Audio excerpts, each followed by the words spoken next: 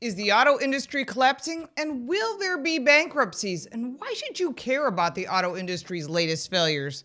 Well, the impact will affect not just the global economy, but it's going to impact jobs, suppliers, communities, and the future of the auto industry and your choices of the vehicles that you're looking to purchase. Volkswagen's deliveries drop amid Europeans' car industry woes because Volkswagen is in a potential trade war with Chinese brands entering the German and European market. While nothing is official yet, top labor officials have told Reuters that the plant closings and layoffs of workers is part of an ongoing campaign to cut costs across the Volkswagen group. That includes Audi, Porsche, Volkswagen, of course, and Porsche and other brands that they own. They have quite a few of them. This is a big deal, according to Volkswagen Group, because Volkswagen stands proud as the biggest car maker in Europe, and it has never closed a factory in its home country of Germany.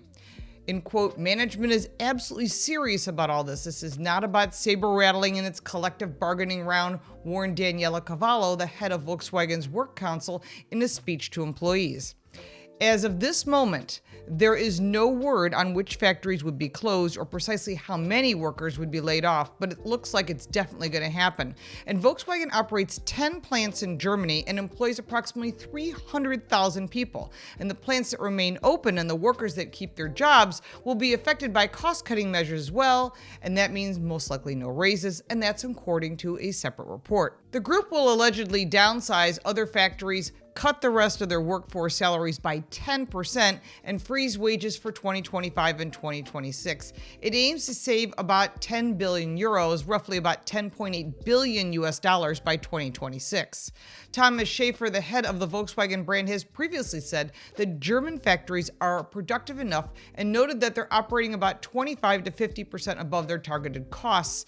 In turn, that eats into the company's profits, and that means no raises. Analysts told Reuters that several external factors compound this problem, including increased competition from Chinese brands. Of course, they cut the prices in half compared to what's available for sale already in Europe, and the lack of demand for electric cars. Volkswagen has not commented on the report and hasn't announced plant closures or layoffs yet. It will lay out its plans during a meeting scheduled for the end of the month and when it also announces its third quarter financial results. As for General Motors, well, GM may have said that their latest round of white-collar job cuts are their software and service employees, but that's not exactly true. The layoffs come from GM's Ultium division, which is a sub-EV company General Motors created to differentiate itself from the gasoline engine department. I have an insider that confirmed that the thermal engineers who work on the battery programs for Ultium have been let go from the company without warning. Thermal engineers play an important part in development of electric vehicles because thermal management involves the cooling of batteries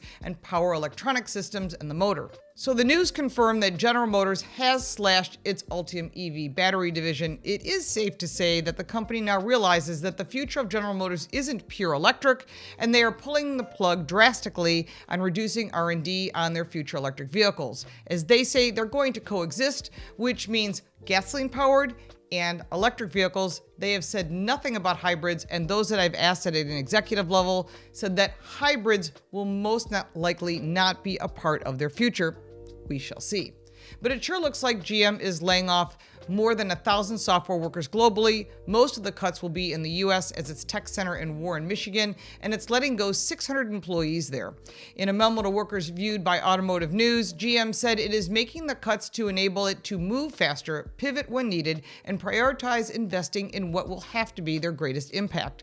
Over the last several years, GM has been expanding its software team to help its electrification and autonomous efforts because it believes these services can generate $25 billion in revenue by 2030. I think there's going to be some changes there. Other companies like Mercedes-Benz, well, they've cut their S-Class production due to slow sales.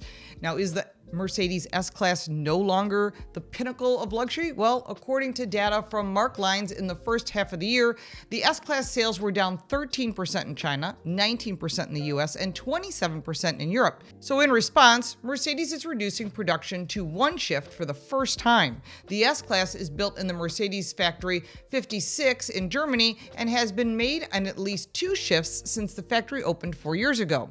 The plant also builds the electric EQS as well as the Maybach and the AMG models. Mercedes will refresh the S-Class next year, so demand could pick up after the new model is released.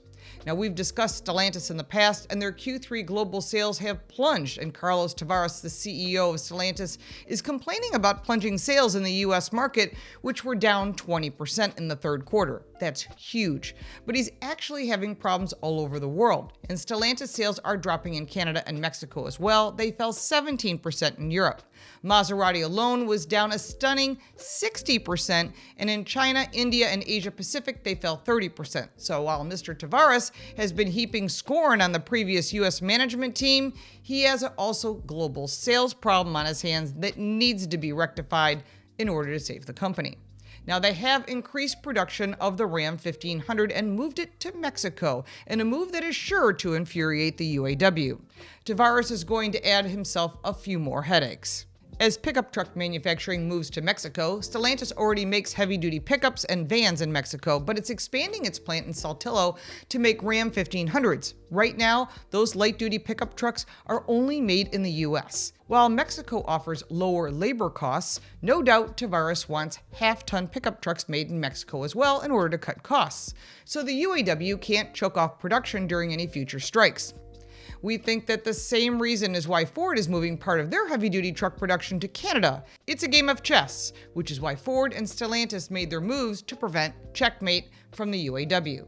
Audi, a subsidiary of Volkswagen Group, is possibly closing their Brussels plant. Now, we've reported about the troubles in Audi's electric vehicle plant in the past, and now it looks like the doors might close for good. Now, Audi says that it's been unable to find a suitable buyer for the factory and has rejected all the offers it's received. Volkswagen Group is also in that building, and they're designing and building future models at that plant. And they're going to have to look for a different location because the costs are getting to be too high.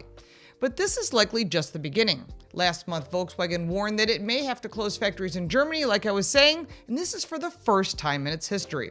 We'll be watching all the closures, all the stresses, and everything that's going on with other brands, which include Nissan, which we've covered on this channel, and we'll be reporting that. If you like this video, give it a like and subscribe for more videos like this, and check out our car review channel, Car Smarts. You can support me by buying me a cup of coffee, and if you want even more content, check out the links in the description. I'm Lauren Fix. Thank you so much for watching.